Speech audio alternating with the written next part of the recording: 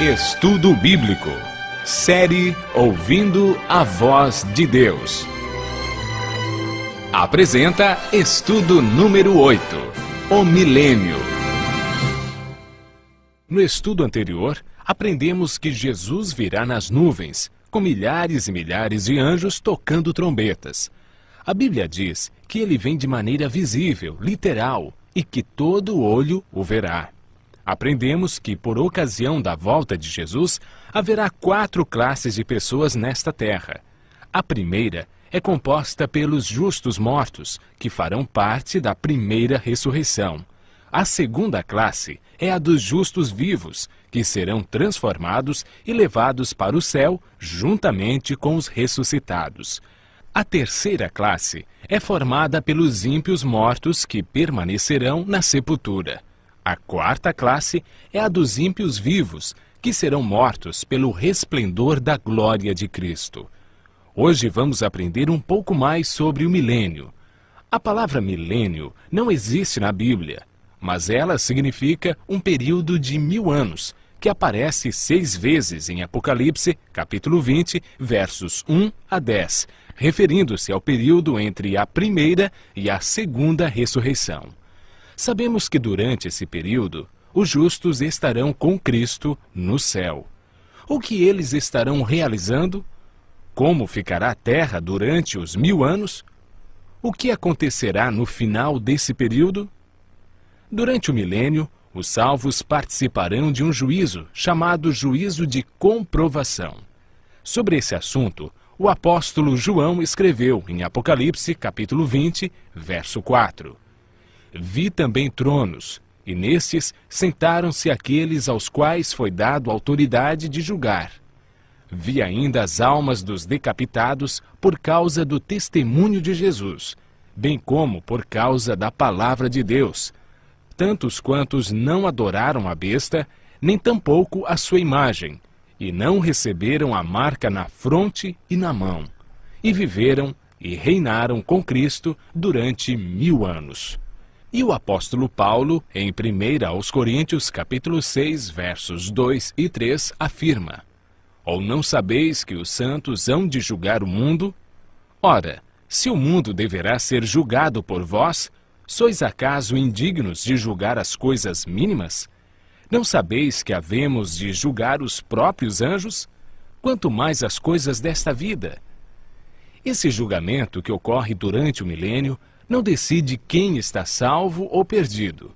Essa decisão é tomada por Deus em resposta à aceitação ou rejeição de sua graça antes da segunda vinda. Todos aqueles que não participaram da primeira ressurreição ou não foram transformados, estarão perdidos. Esse julgamento no qual os santos participam tem o propósito de responder a qualquer questão que os justos possam ter sobre a razão pela qual os ímpios se perderam, confirmando o veredito de Deus sobre eles. Enquanto isto ocorre no céu, qual é o cenário aqui na terra? O profeta Jeremias, no capítulo 4, verso 23 a 26, e capítulo 25, verso 33, responde a esta pergunta. Olhei para a terra, e ei-la sem forma e vazia. Para os céus, e não tinham luz. Olhei para os montes, e eis que tremiam, e todos os outeiros estremeciam.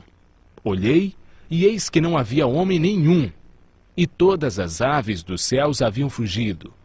Olhei ainda, e eis que a terra fértil era um deserto, e todas as suas cidades estavam derribadas diante do Senhor, diante do furor de sua ira.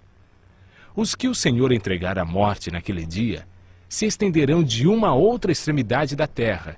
Não serão pranteados, nem recolhidos, nem sepultados.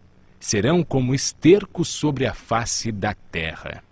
O milênio é o período em que cumpre essa profecia, quando a terra ficará sem forma e vazia, como um deserto, como um abismo. Não haverá pessoas vivas.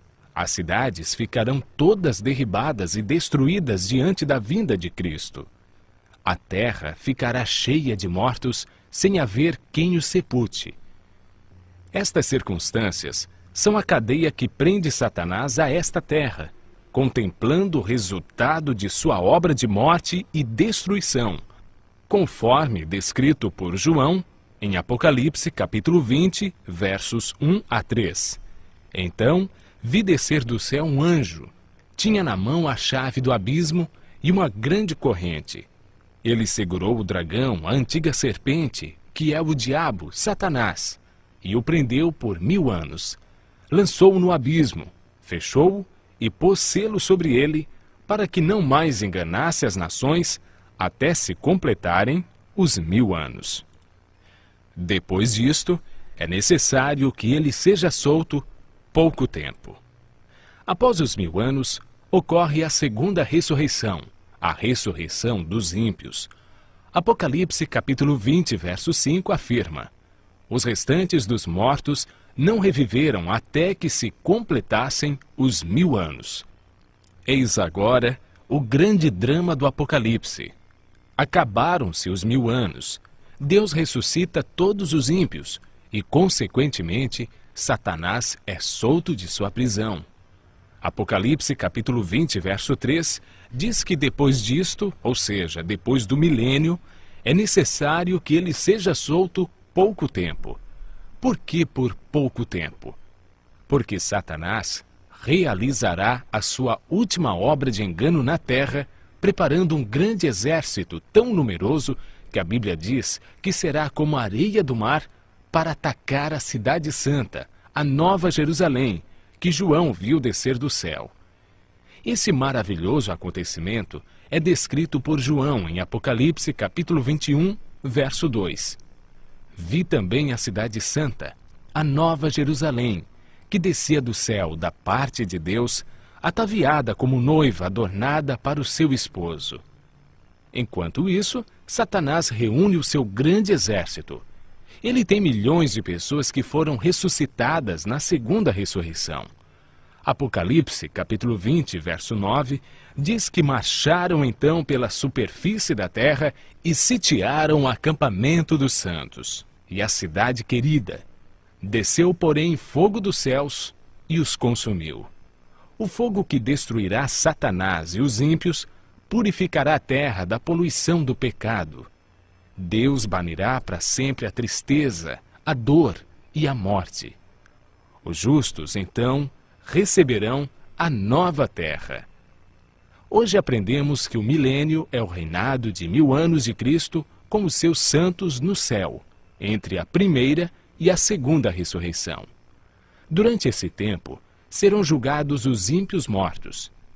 A terra estará completamente desolada, sem habitantes humanos com vida, mas ocupada por Satanás e seus anjos. No fim desse período, Cristo, com seus santos e a cidade santa, descerão do céu à terra. Os ímpios mortos serão então ressuscitados e com Satanás e seus anjos cercarão a cidade. Mas fogo de Deus os consumirá e purificará a terra. O universo ficará assim eternamente livre do pecado e dos pecadores. Continue ouvindo a voz de Deus e se preparando para um novo céu e uma nova terra.